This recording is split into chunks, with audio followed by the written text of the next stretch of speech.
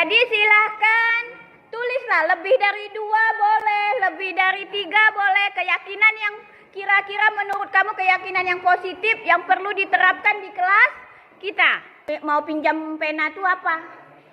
Permisi, ya dak? Mengatakan permisi saat mau minjam barang.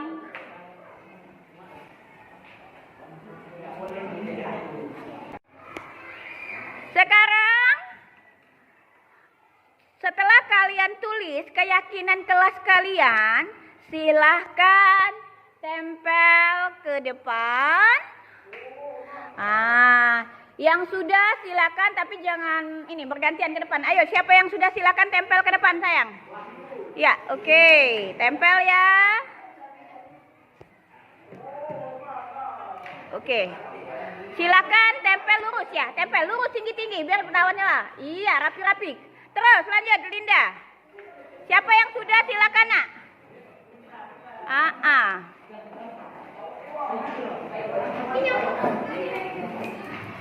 Iya.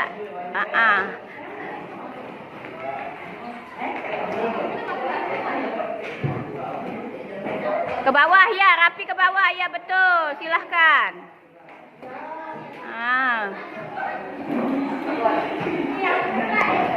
Ayo.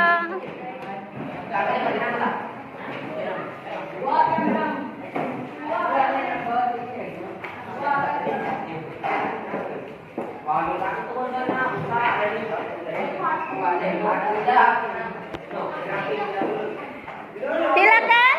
Silakan lagi, siapa lagi, ayo tempel.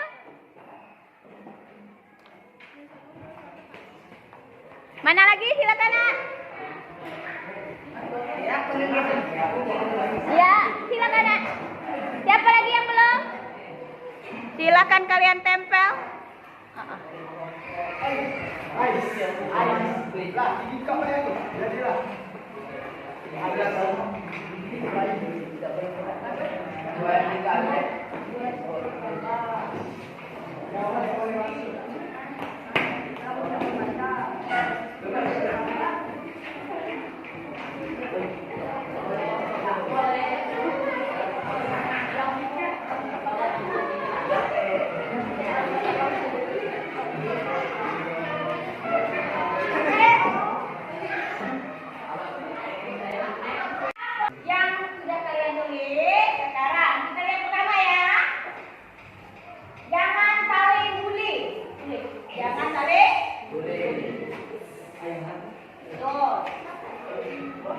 Jangan datang terlambat.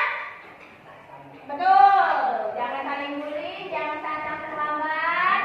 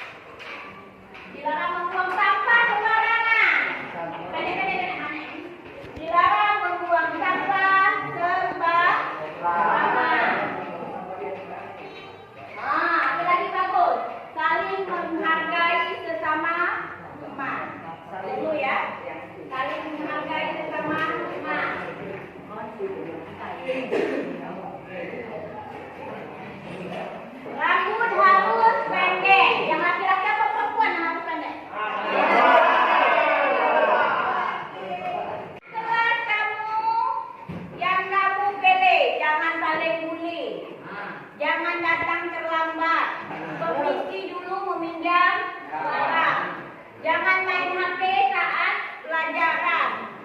Mengucapkan salam saat keluar masuk kelas. Dilarang membuang sampah. Tidak boleh terlambat memakai seragam sekolah dengan rapi. Tidak boleh minggat atau lagi banyak ya nak ya. Nah, dari keyakinan kelas ini kan kesepakatan kamu. Kesepakatan. Nah, ini dijadikan peraturan kelas itu. Kita jadikan ini peraturan atau nama yang disebut keyakinan kelas. Mengapa ibu katakan keyakinan kelas bukan peraturan? Karena kalau keyakinan itu kan kamu rasa, oh iya tidak boleh datang terlambat. Kamu tidak boleh datang terlambat itu bukan karena takut dimarahin ibu ini bukan. Tapi yakin deh kamu nak. Memang tidak boleh. Bully kawan. Bukan takut sama kawan kita yang dibully itu dia melapor dengan orang tuanya, jadi kamu takut dengan orang tuanya. Tapi karena kamu merasa yakin, bully kawan itu kan tidak menghargai orang nak. Meresahkan oh. Nah, tapi itu keyakinan kamu jaga dalam hati. Seperti kamu kalau nak tembak pakai helm ya. Apa alasan kalian pakai helm?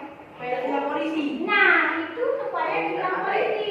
Itu artinya bukan keyakinan dia dalam hati, karena takut dibilang polisi. Tapi sebenarnya kalau kamu yakin ada polisi, tidak ada polisi, kalau kita bermotor pakai helm biar aman. Terhindar kalau kecelakaan kan tidak bahaya. Jadi beda antara peraturan dengan keyakinan. Kalau keyakinan itu nak, tanpa ada ancaman, tanpa ada apa, kamu tetap melakukan. Kesadaran diri sendiri. Beda tak ini? Maksud ibu?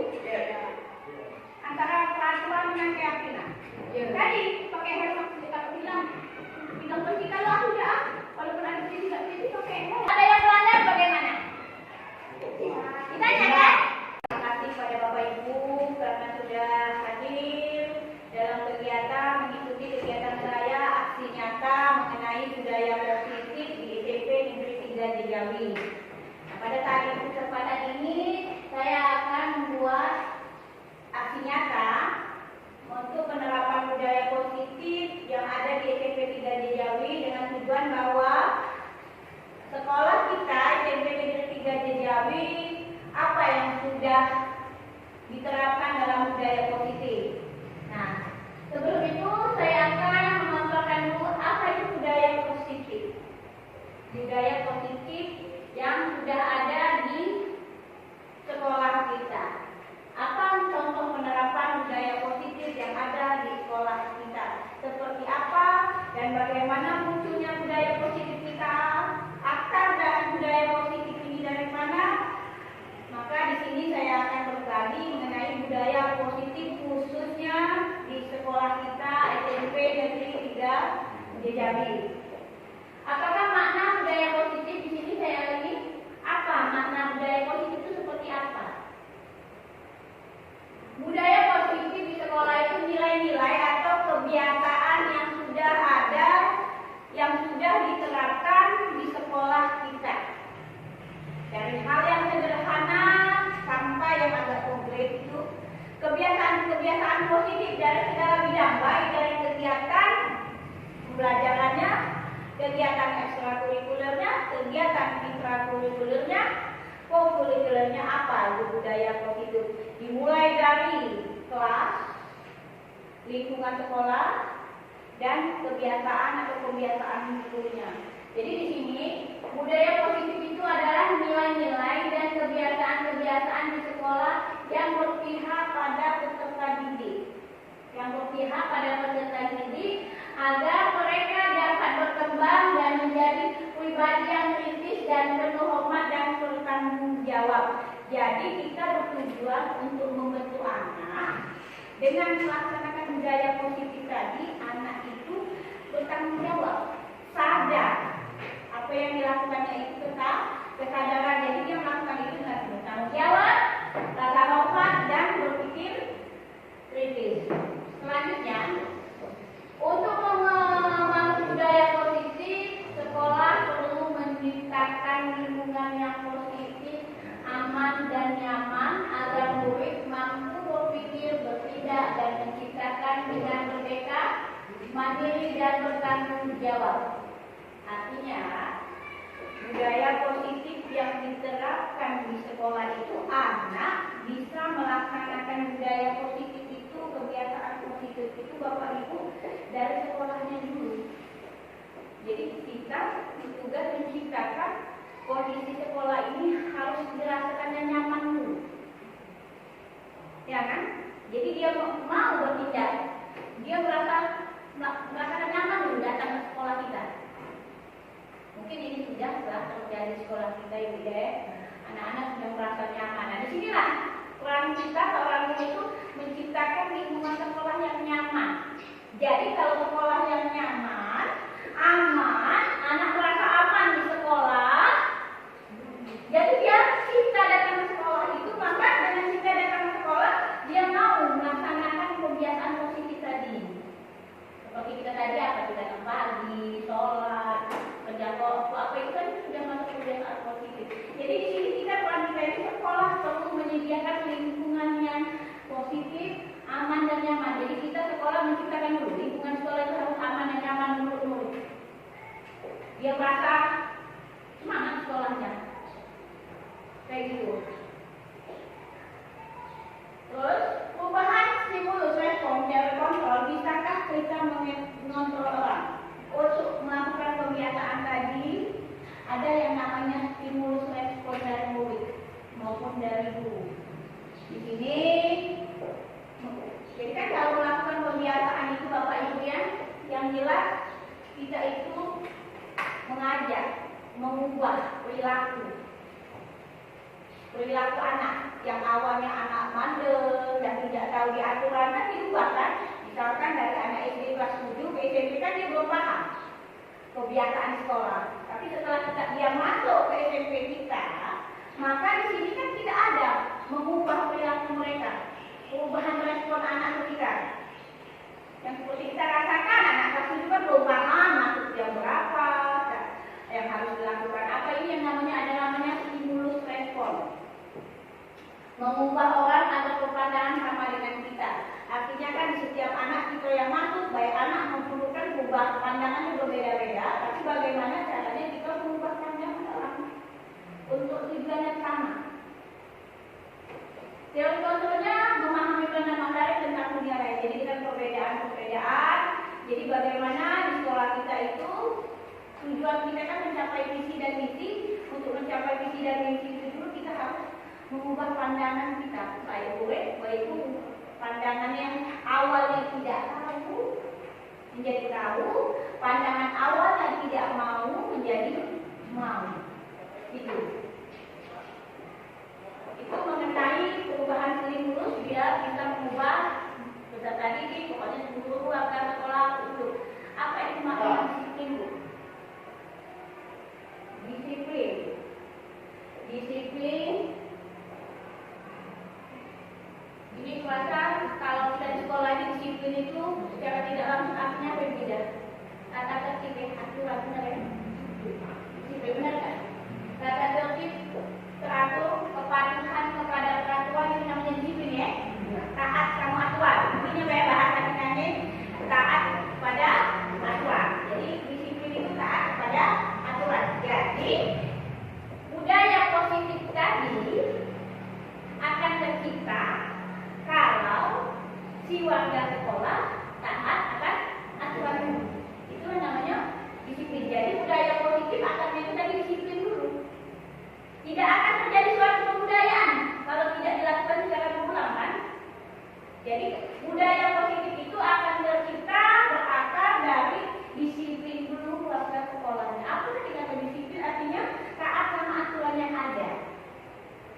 Taat pada aturan ada, disebutkan dengan hukuman, taat dengan aturan, hukuman, itulah yang namanya disiplin. Mengapa dikaitkan dengan disiplin? Karena budaya positif tidak akan terrealisasi dari awalnya disiplin dulu warga sekolahnya. Itu yang berbeda.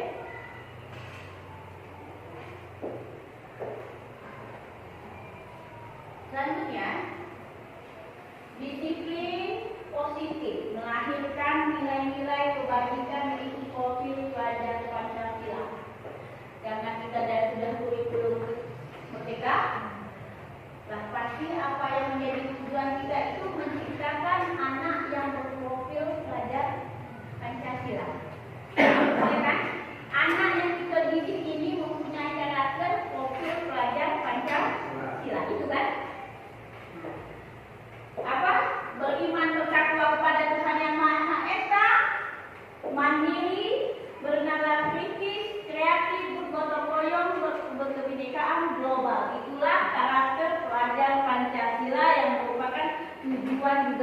dipegang di Indonesia. Terus apa kaitannya budaya positif itu dengan koneksinya profil pelajar Pancasila?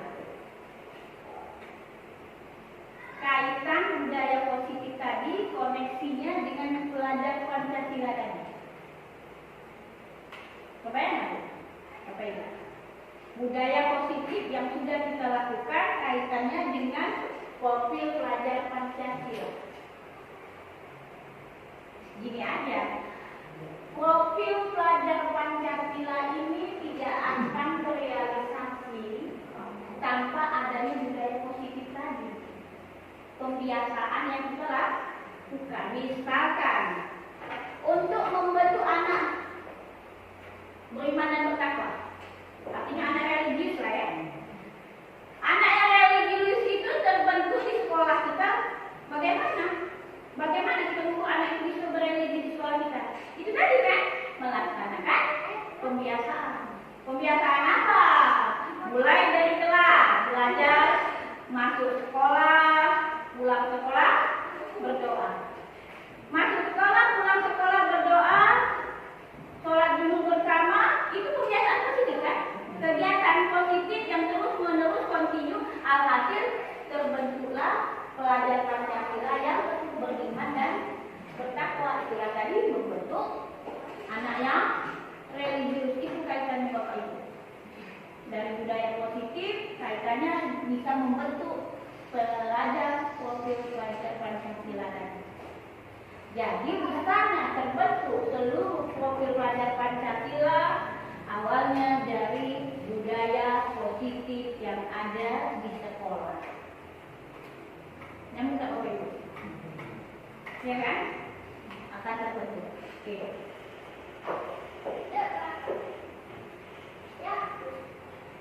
Nah, sekarang teori motivasi perilaku manusia ada seperti itu. Teori motivasi perilaku manusia. Balik dari dulu ya. Kita mau mendisiplinkan anak itu ada yang namanya anak pasti nurut apa yang kita kan.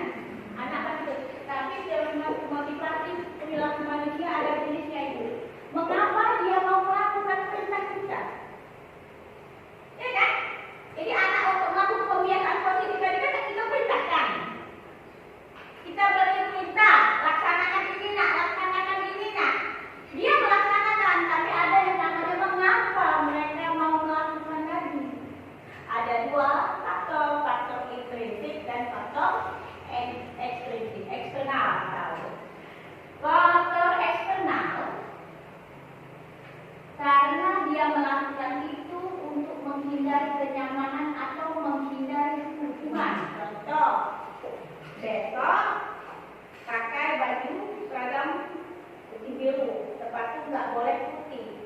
Dia melakukan, tapi dasar dia melakukan itu apa? Ada dua, motivasi internal dan eksternal. Eksternal yang lain daripada memakai putih biru Bapak Ibu. Nah itu eksternal. Karena merasa menghindari hukuman daripada aku dihukum. Contoh apa ya? Motor, pakai helm. Kita pakai helm kan? Kita pakai helm kan dua hal kan? Kayak kita bilang apa sebenarnya? Nah kalau kita bilang tadi faktor apa? Eksternal apa internal? Eksternal karena takut kita bilang. Nah tapi kalau faktornya bahaya di jalan lalu kecelakaan, nah itu yang namanya internal Ibu. Ada lagi yang namanya sifat untuk mendapatkan imbalan atau anak ini kalau yang kontennya besar Ibu kasih hadiah, ya kan? Nah belajar deh ulangan supaya nilainya besar nanti dikasih. Itu eksternal. Tapi kalau sifatnya internal ada hadiah dia tetap ini belajar. Ada yang hargai diri sendiri, nah ini yang perlu ditanamkan dengan anak. Jadi apa yang diperintahkan itu dari diri sendiri, dari keyakinan dia sendiri. Itulah namanya motivasi. Selanjutnya berkaitan ini nanti ya. Nah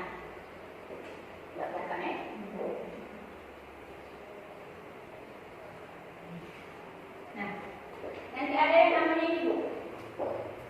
Ada yang namanya peraturan kelas, keyakinan kelas, lingkungan positif, baru terciptalah budaya positif.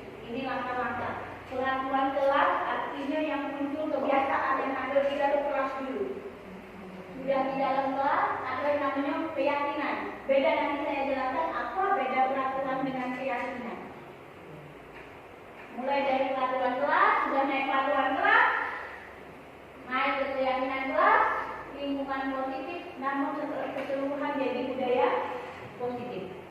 Keyakinan kelas, hukuman dan penghargaan. Mengapa tidak peraturan saja, bukan harus keyakinan? Di sini kita memahami bedanya peraturan dengan keyakinan. Apa itu peraturan, apa yang keyakinan, terus apa yang sudah kita realisasikan di sekolah itu apa sudah masuk peraturan, apa sudah keyakinan. Tapi yang jelas itu dalam kurikulum kita mereka ini kayaknya sudah keyakinan itu. Tidak ada lagi peraturan, tapi keyakinan kelas. Nah, munculnya keyakinan kelas itu bagaimana? Terus bedanya peraturan dengan keyakinan itu apa? Mengapa tadi balik ke tadi, mengapa memiliki peraturan harus menggunakan helm? Mengapa memiliki peraturan 3M menggunakan masker, cuci tangan, jaga jarak, memiliki peraturan harus datang tepat waktu ini? Mana peraturan, mana hukuman, dan mana penghargaan? Beda. Yang kita menjadi fokus kita itu ujungnya nanti harus keyakinan kelas, Bapak Ibu. Jadi memahami dulu keyakinan kelas. Nah, itu apa? Keyakinan kelas itu keyakinan kelas nilai-nilai kebajikan atau prinsip universal yang disepakati bersama secara universal, lepas dari latar belakang berbeda, suku berbeda maupun agama yang berbeda. Atau menurut dosen, keyakinan kelas adalah keyakinan akan memotivasi seseorang. Jadi keyakinan kan kalau kita nak besok belajar ya, dia memang belajar karena bukan karena nilainya besar, memang merasa dia memang harus belajar.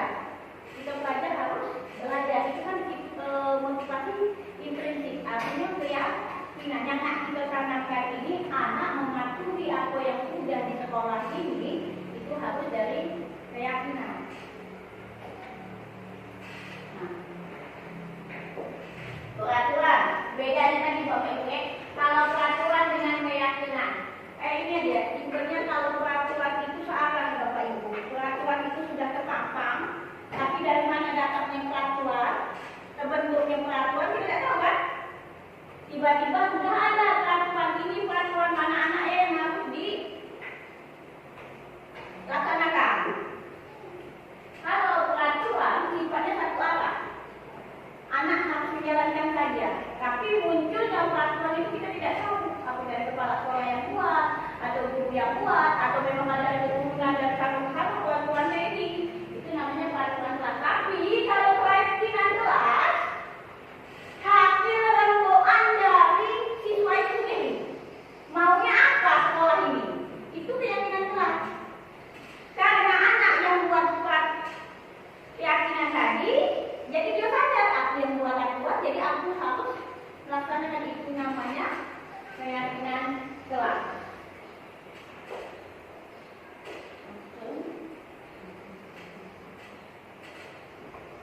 Nah, ternyata Bapak Ibu didukung oleh penghargaan, dan ternyata kesalahan konsepsi kita selama ini penghargaan. Salah, artinya penghargaan itu bisa tetap hukum, karena penghargaan itu bersifat jangka pendek maksud. Jangka panjangnya berkelanjutan. Ini ya, saya dapat komen, dapat apa lah, misalnya Julia, dapat yang nilai besar, kasih hadiah. Saat kita memberikan hadiah, si anak kan kenapa saat jangka pendek. Jangka panjang selanjutnya dia nggak berefek buruk, karena dia terdorong oleh hadiah tadi. Sedangkan anak yang tidak terlihat tadi, terasa dia merasa tambah tersingkirkan. Dari yang satu yang pegang satu nilainya 9. Ini 6. Kita kasih yang nilai 9. Yang 6 ini kan nambah minder dia. Nambah terlihat minder dia. Terlihatnya kalau aku tidak sama dengan orang lain itu nah. Itu ternyata salah.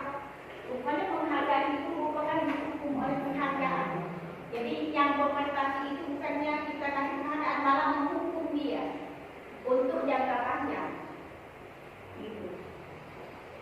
Itu ya, pengaruh jangka pendek dan jangka panjang itu tadi. Ternyata memang berpengaruh dia jangka pendeknya memang sesaat dia senang, tapi untuk jangka panjangnya mempengaruhi apa yang dilakukannya karena dorongan eksternal tadi.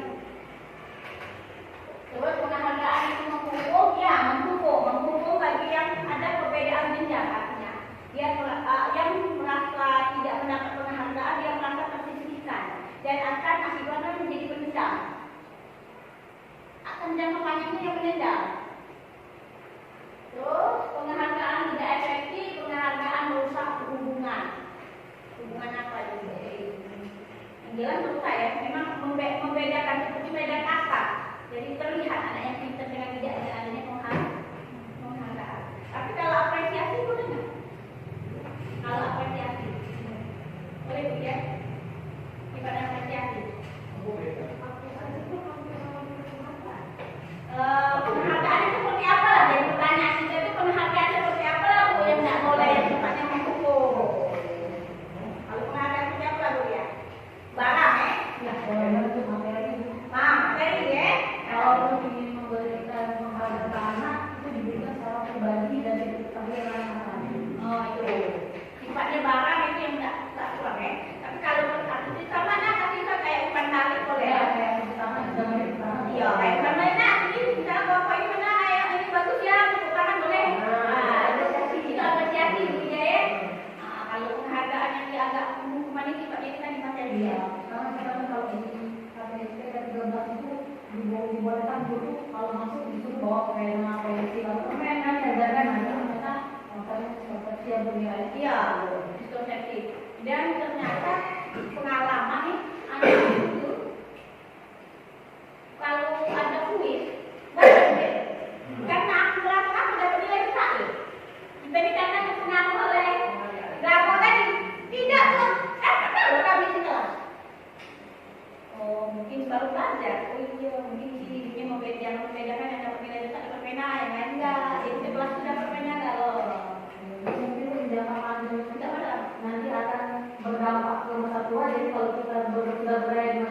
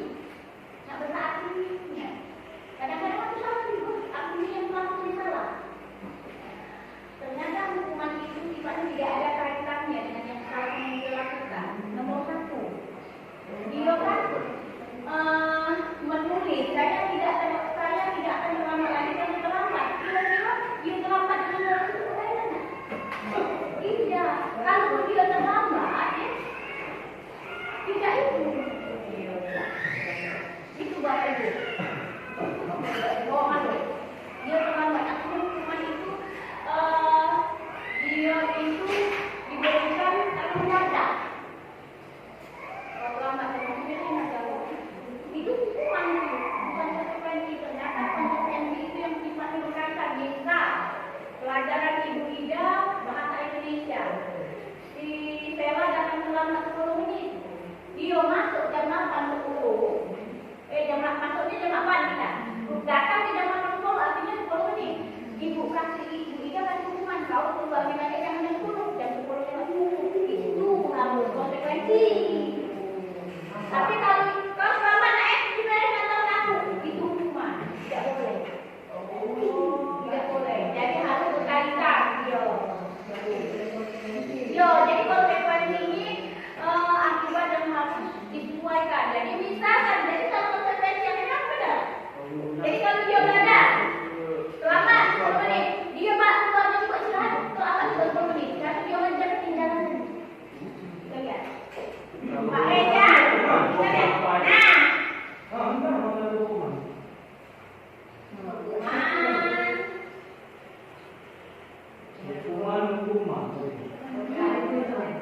Baru konsekuensi. Ayo. Kalau Pak Silon betul, yang Pak Silon. Karena dia pelajaran video, pelajaran benar pengalaman video. Ya hukuman tadi. Pak Silon tadi apa? Hukuman apa? Hukuman ya, benar. Jadi kalau ini kata ya, ini hukuman Pak Reza. Karena tidak berkaitan dengan kesalahan yang dibuatnya. Nah itu, iya awalnya juga salah. Ada sekolah lagi. Misalkan anak pintar, anak yang kurang, dia ulangan, dia sudah jawab duluan. Anak-anak belum.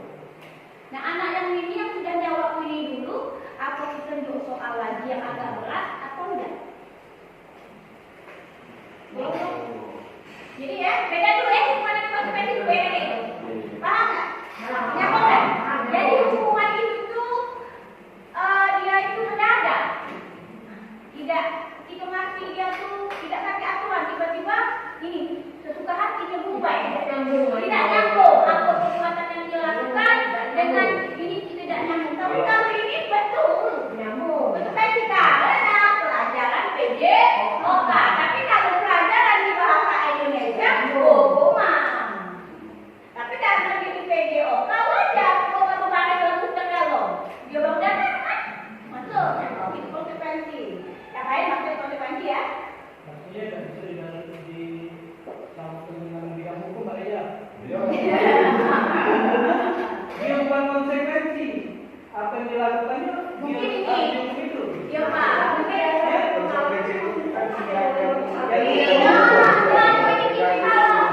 Tapi untuk memberi pelajaran.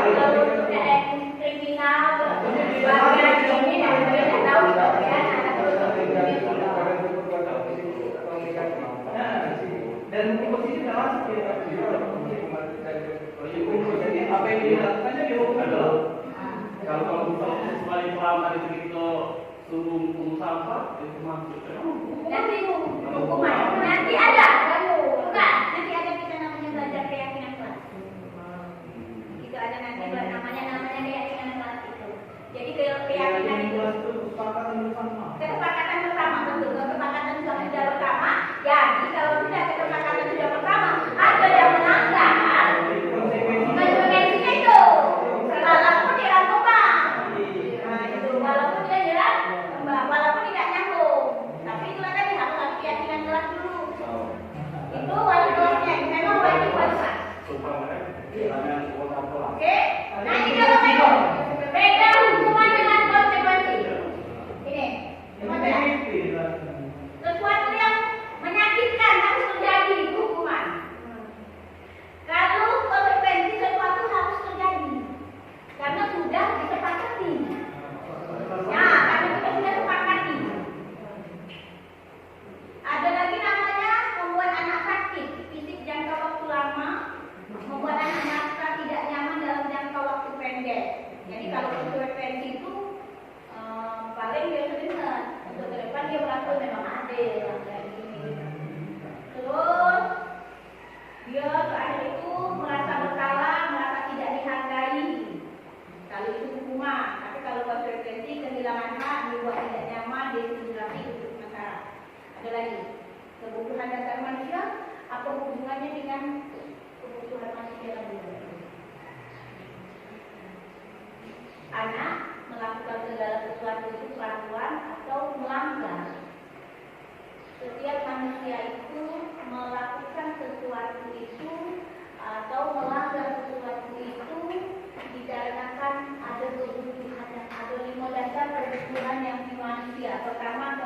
pembukuan cipta kasih. Perhatikan Bapak Ibu, kalau kita mengidentifikasi anak yang bermasalah itu, kita cek dulu latar belakangnya. Kadang-kadang anak yang nakal itu, kita minta, oh dia jadi kurang kebutuhan ini nak.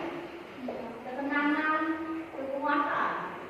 Kan setiap manusia ada kebutuhan cipta kasih, diterima, kebutuhan penguasaan, kebutuhan kebebasan, kesenangan itu dibutuhkan manusia.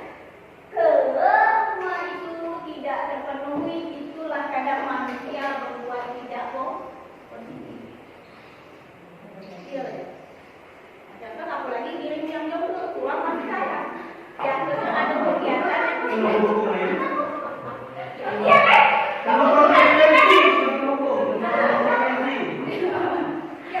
Kan dulu bisa dong. Apa aja kabar anak-anak dari dewasa itu akibat kebutuhan emosi kasih sayang tidak tersalurkan. Ada konsekuensinya. Apa Pak? Ada konsekuensinya. Ada.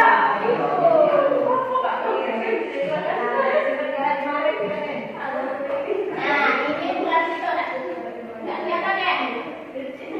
Iya, itu satu deh. Nah ini yang perlu kita pelajari Bapak Ibu. Yang ini yang penting yang perlu kita oleh kita dulu. Nah, peran kita tuh, peran kontrol kita dulu ini. Ada yang namanya penghukum. Ada yang namanya membuat merasa bersalah. Ada yang namanya kita sebagai teman, ada yang namanya pemantau, dan ada yang namanya kita manajer. Bapak Ibu, ada yang namanya kita manajer. Ini yang agak kita perlu pahami Bapak Ibu. Peran kontrol kita.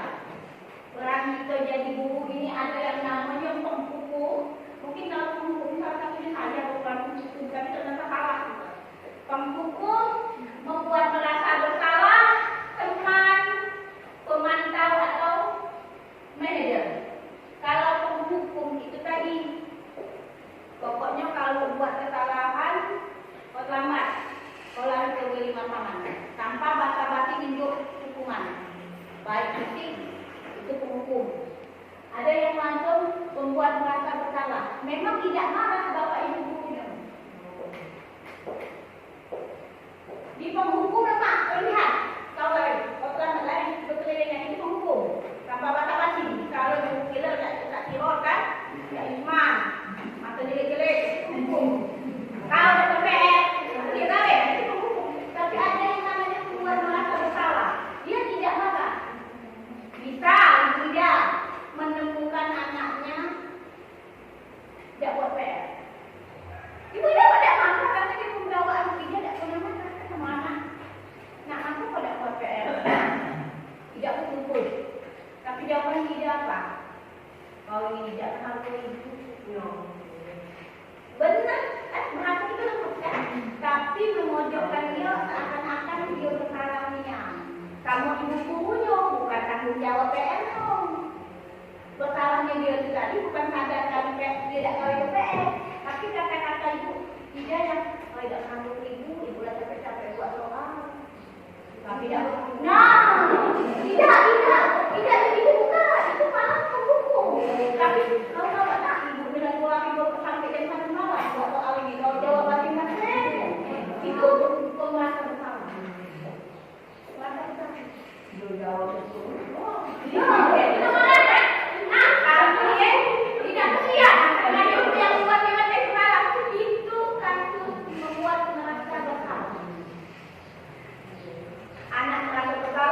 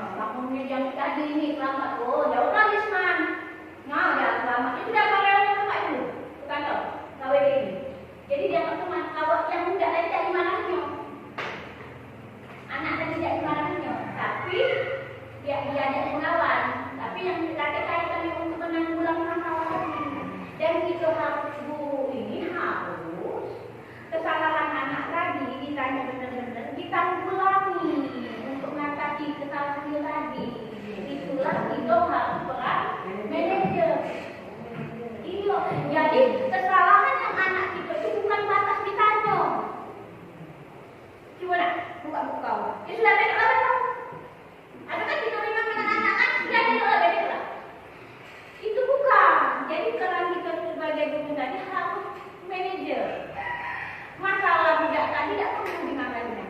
Tapi diatasi. Untuk kedepannya jangan berulang-ulang kita disebut manajer. Dan sifat manajer ini nunggu itu tadi harus dia dari sadar. Bebalah ya. Anak itu bebalah dipanggil. Jangan cuma ngomong itu kita tadi ngomong bebalah. Ini ngocok buat ngaco. Sekarang kau sadar tak?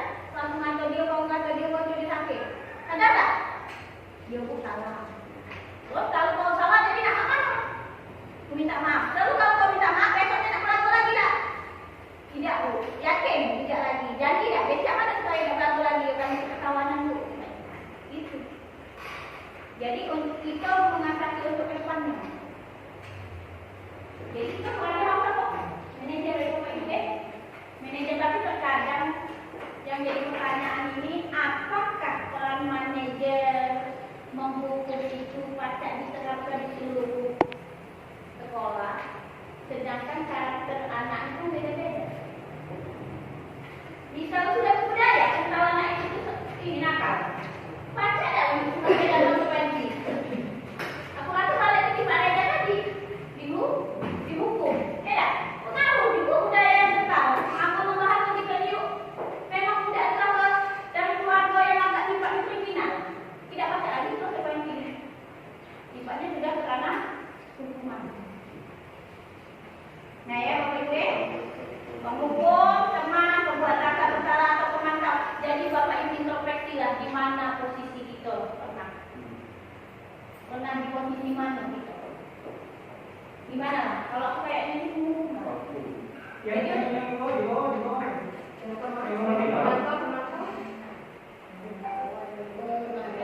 Manajer dulu Pak.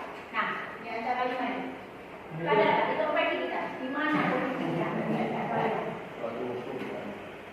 Kalau kita puasa pembuat rasa bersalah, kita jangan tidak senang marah. Tidak pernah tidak marah sama anak saya. Cuma mendekati, benar Bu, mendekati tapi itu. Aku kayaknya hukum Pak. Oke, jadi untuk ke depan rencana kita itu harus ditutup manajer. Ya udah, langsung aja ya. Ada yang namanya belajar itu apa itu restitusi. Ya, ini yang terakhir. Restitusi. Nah, namanya restitusi, Bapak Ibu. Restitusi. Itu yang aku praktek kemarin, yang anak buat praktek terlambat kamu enggak. Apa yang kan anak kita tadi sudah harus peran manajer ya. Anak buat kesalahan tapi kita tidak mana menanggulangi, tapi harusnya kita itu fleksibelnya harus manajer. Tidak harus di manajer, itu kadang-kadang tidak kontak gitu. Kontak dengan anak kan, buat aku juga bagaimana rasanya marah kan? Kontak, tapi seharusnya kita namanya berperan manajer. Bu itu perannya manajer. Nah, sekarang untuk menanggulangi, mengatasi, jadi kan anak masalah, kita selesaikan cara mengatasinya. Masalahnya yang dihadapi itu yang adanya di istilahnya restitusi. Apa itu restitusi? Proses menciptakan kondisi bagi murid untuk memperbaiki kesalahan mereka. Proses untuk memperbaiki kesalahan mereka tadi sehingga anak kembali ke awal. Si anak tadi kan buat kesalahan. Peran kita tadi manajer. Peran kita manajer tadi mengatasi kondisi anak yang buat salah tadi, jangan dia merasa bersalah, tapi dia harus sadar kesalahannya. Jangan buat dia itu merasa bersalah. Ternyata itu salah. Kalau kita dia mau jawab anak, itu salah kali. Ternyata tidak boleh. Jadi anak itu sadar baik dengan kesalahan, terus bagaimana mengatasinya. Proses mengatasi itu namanya restitusi. Menciptakan kondisi murid memperbaiki kesalahannya kembali. Untuk restitusi ini ada ciri-cirinya Bapak Ibu, bukan untuk menebus kesalahan ya, bukan menebus kesalahan, tapi untuk belajar kesalahan. Ada yang nomor 2, memperbaiki hubungan. Tawaran bukan paksaan. Restitusi menuntut untuk melihat ke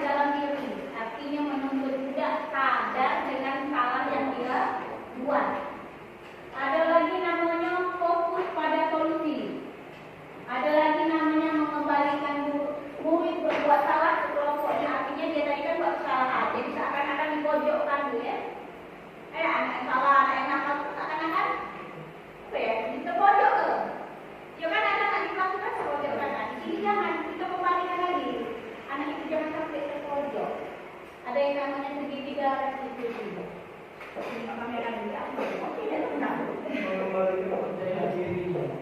Nah, restitusi. Ada 3 tahapan restitusi, Bapak Ibu.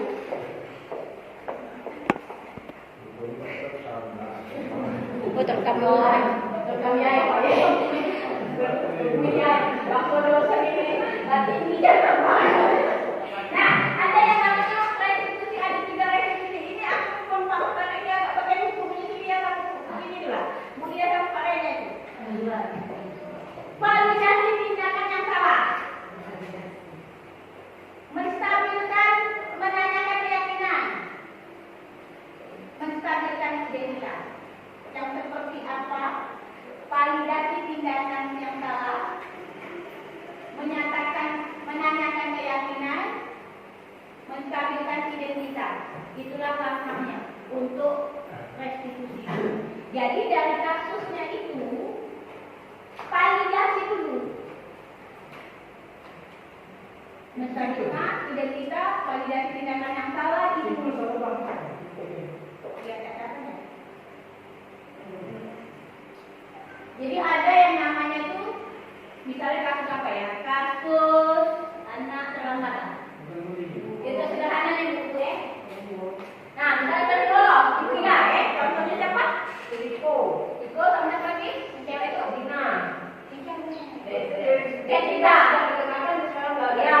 Nah, itu kalau pakai segitiga restitusi, itu tadi identifikasi masalahnya dulu. Kita tanya, apa yang kau perbuat? Ya Bu, aku di dalam sekolah.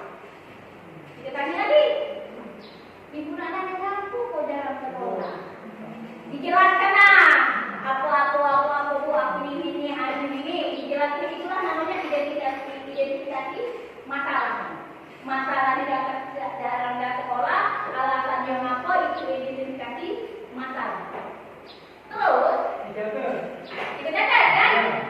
Identifikasi. Ya. Terus sudah tahu identifikasi masalah ini masalah apa? Katakan balik nanya lagi kita tanya itu Pak. Kau ini tidak masuk berhari-hari dengan alasan sekarang ibu anaknya kilo-kilo pelajar. Aku lah kilo-kilo kurang masuk pelajar itu. Datang sekolah tapi ibu karena sekolah tak ada tidak persen lebih. Tidak perlu harus tiap hari dan itu dia yakin dulu. Aturan yang harus dipahami, jangan kan itu salah. Kilo-kilo kalau tidak masuk itu benar atau salah? Salah. Nah itu artinya dia sudah yakin. Aturan sekolah itu harus sekolah tiap hari memberi kabar. Jadi dia buat dia sadar dulu apa yang dibuat itu salah atau benar. Dan dia mengakui perbuatannya. Kita tanya kembali apa itu dia benar salah. Itu namanya keyakinan kelas. Ya Bu, aku sekolah tiap hari, masuk jam 8 atau balik jam 12, tak boleh minat. Itu kan sadar dengan keyakinan peraturan begitu. Itu namanya keyakinan. Nah, setelah dia menyadari,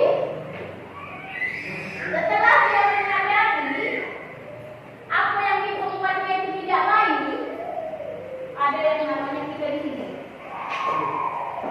Validasi tindakan yang salah. Jadi dia sudah ngakui masalah dia apa, sudah diungkapkan masalah dia apa, terus dia sadar kesalahan dia. Kita tanya, inilah sekarang kita validasi tindakan yang salah tadi. Karena dia tahu kita salah, terus peran kita tadi balik ke peran manajer. Bapak Ibu ya, balik ke peran manajer. Untuk kesalahan ini, apa yang harus kita lakukan untuk mengatasi masalah dia tadi? Nah, jadi jangan buatnya bukan buat bukan buat perjanjian. Buat perjanjian kalau kau ini bukan dari foto bukan. Ternyata validasi ini tak cari jalan keluarnya karena kita perannya harus manajer. Nah, itu sudah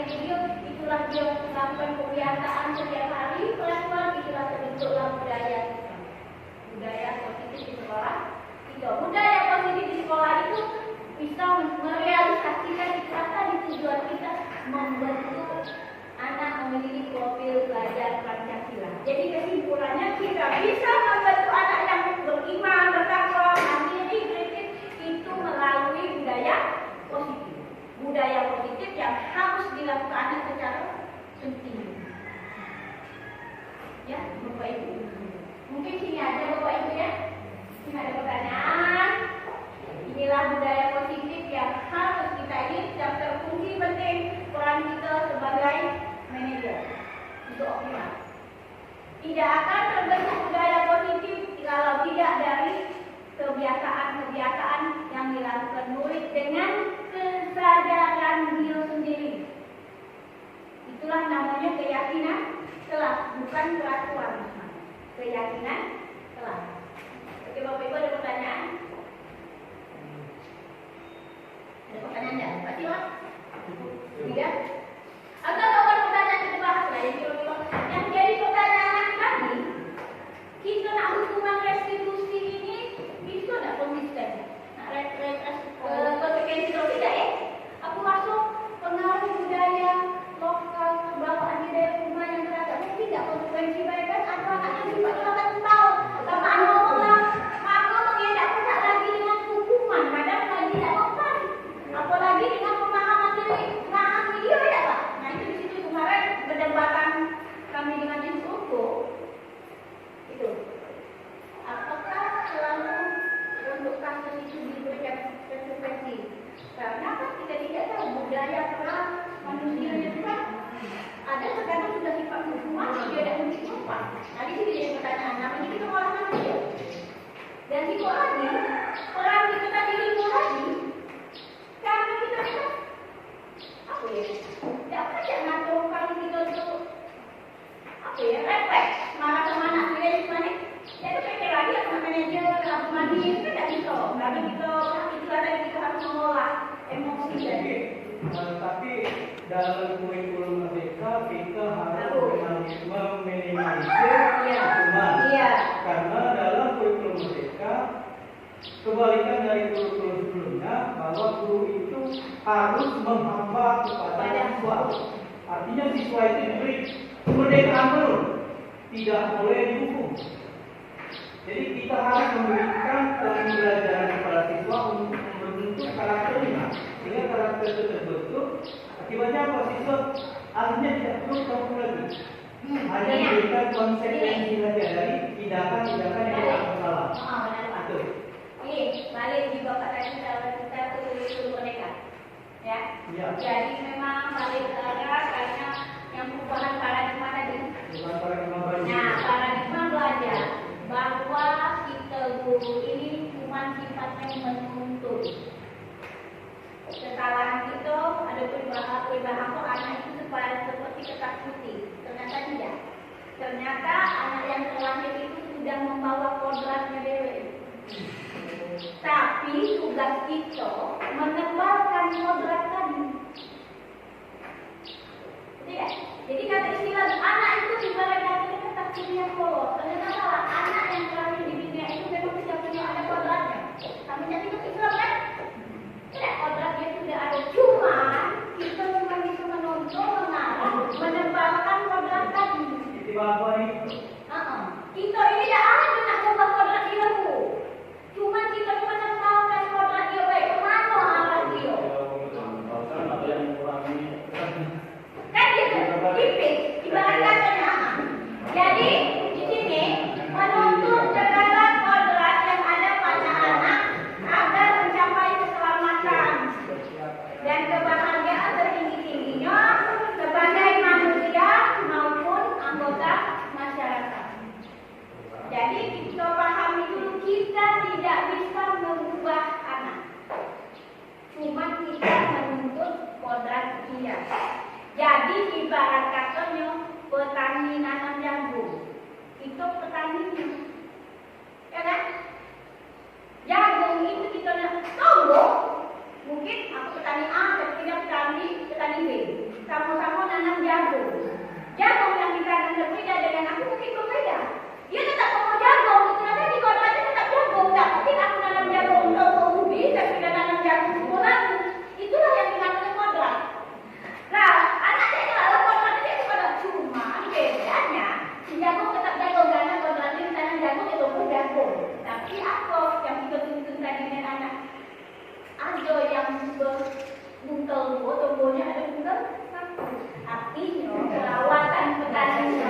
Itulah maksud Ki Hajat Dewantara itu, bahwa kita cuma bisa menuntun kodratnya. Kamu itu tadi nanam jagung, dia tumbuh jagung, cuma kualitasnya yang berbeda. Kalau ibu menuntun dengan baik, kualitas anak baik. Kalau guru menuntun apa ada di tubuh, dia apa ada di tetap tubuh, dia manusia. Tapi mencapai ya dia kebahagiaan sebagai diri sendiri atau sebagai masyarakat. Itu Bapak Ibu, tubuh dia manusia, tapi tidak manusia berbunuh atau manusia tidak. Itulah. Jadi kita menuntun kodrat anak yang sudah ada, tapi kita cuma menyebarkan. Kalau misalnya kodrat anak sudah ada, Pak, kalau nasinya ada perubahan itu gimana? Bisa nggak nasi? Itu ada di kita itu kodratnya tetap jadi manusia, anaknya tetap jadi manusia, tidak mungkin jadi robot. Tapi beda lagi kualitasnya tadi, kodratnya tadi dikembangkan biar bagus, berkualitas, kulanya dibimbing moralnya, karakternya. Itulah peran kita tadi menuntun moral, karakternya, positifnya juga. Itulah peran kita jadi. Tapi mengubah nasib anak dan itu, mengubah nasib anak itu lah kodrat kita berubah.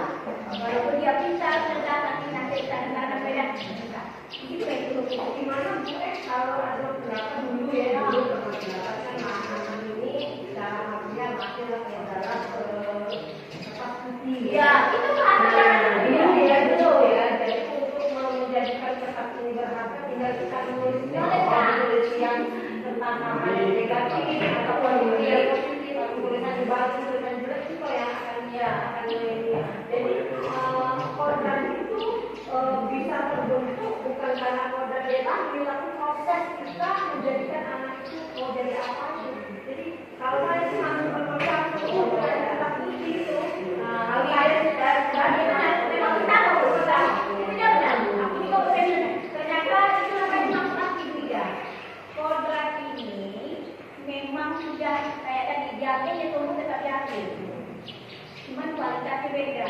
Jadi anak tadi bukan kita putih, cuma sudah ada kuatan, tapi masih ragu. Kayak ini ada tetap kan? Ya garisnya itu sudah ada, cuma ragu. Tidak tetap putih kosong, cuma ragu. Ibarat sampai seperti nyamuknya. Ragu.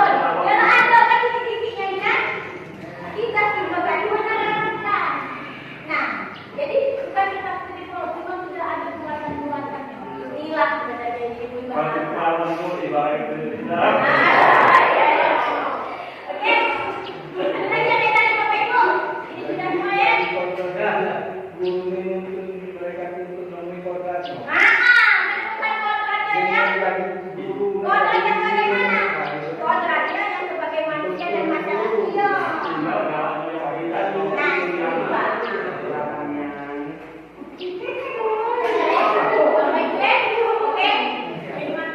Demikianlah Bapak Ibu, mungkin itu saja yang bisa saya sampaikan. Oke, demikianlah Bapak Ibu, itulah mungkin suara materi saya di kegiatan calon guru bergerak Pancasila. Atas dukungannya dan partisipasinya, saya ucapkan terima kasih dan saya harapkan bukan sekedar saya menjalankan tugas saya sendiri Bapak Ibu, tapi memang saya diwajibkan menyebarkan materi ini ke Bapak Ibu karena